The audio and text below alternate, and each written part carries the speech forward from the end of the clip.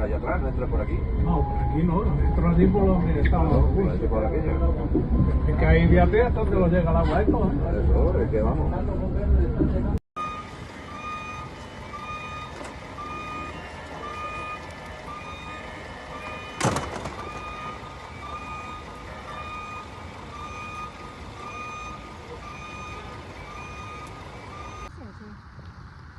A powerful and fast-moving storm system has swept across Catalonia, Spain, unleashing a wave of severe weather that has brought the region to a virtual standstill.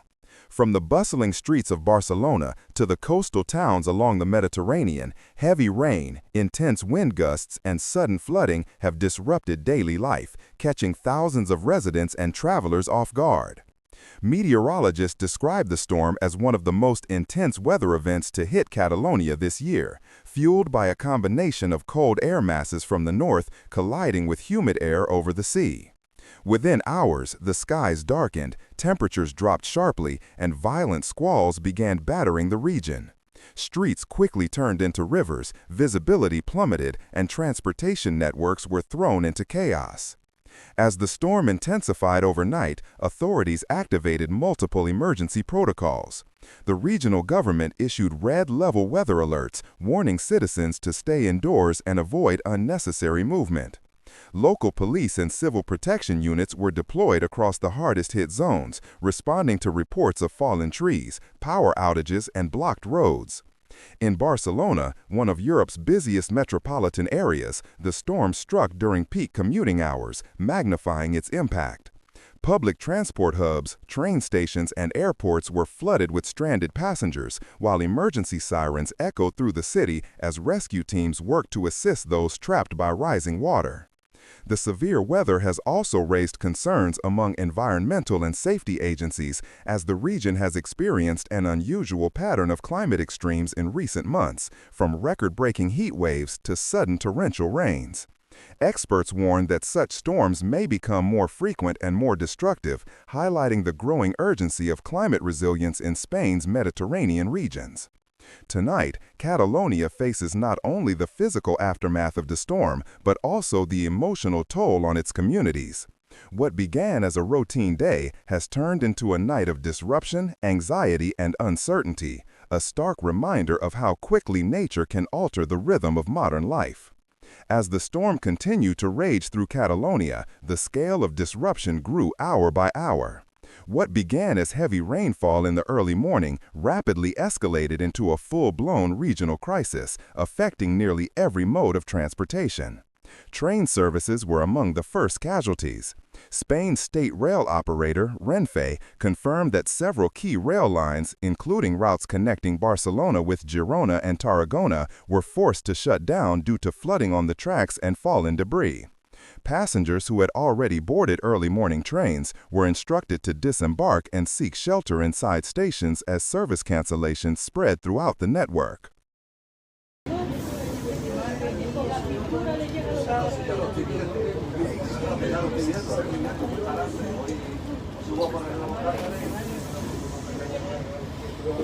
Por allá atrás, no entre por aquí. No, por aquí no, entro así por donde estaba No, los por aquí, por aquello. Es que ahí fíjate hasta donde lo llega el agua esto. Eso, es que vamos.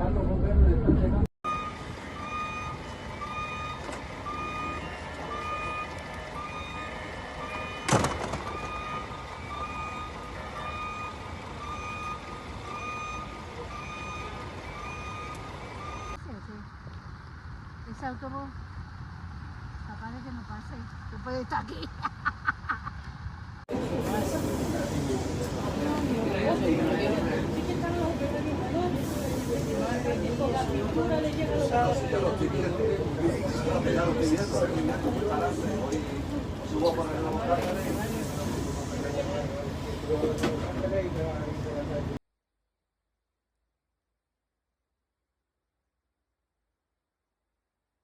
At Barcelona El Prat International Airport, one of the busiest in southern Europe, flight operations came to a grinding halt.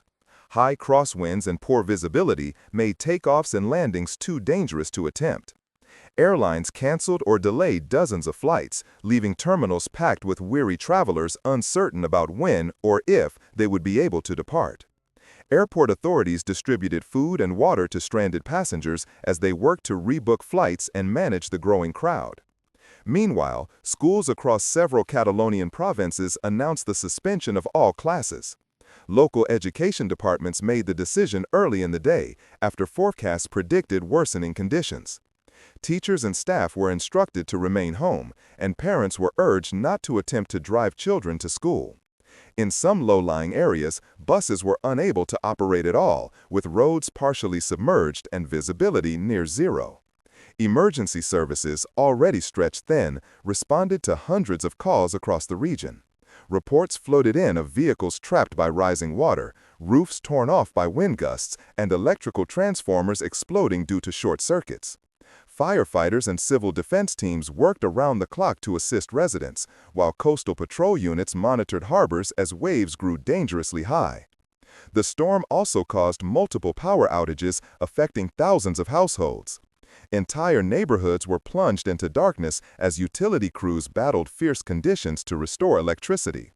In several towns, mobile communication networks experienced brief interruptions, further complicating coordination efforts.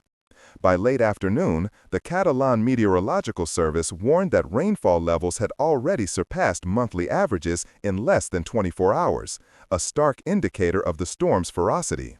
The disruption was not confined to infrastructure alone. It rippled through the region's economy, halting commerce, tourism, and public activity.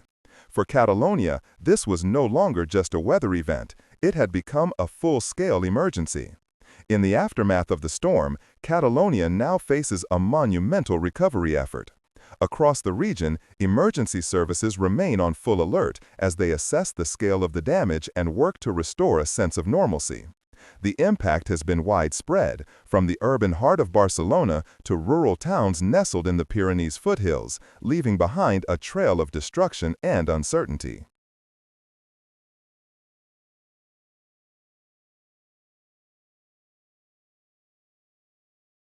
Por allá atrás, no entra por aquí. No, por aquí no, entro así por donde están los No, juicios. por aquello.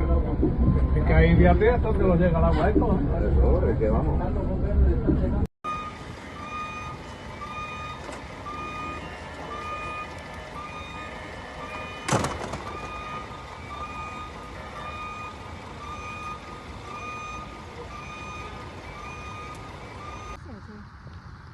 Ese autobús, capaz de que no pase, que puede estar aquí.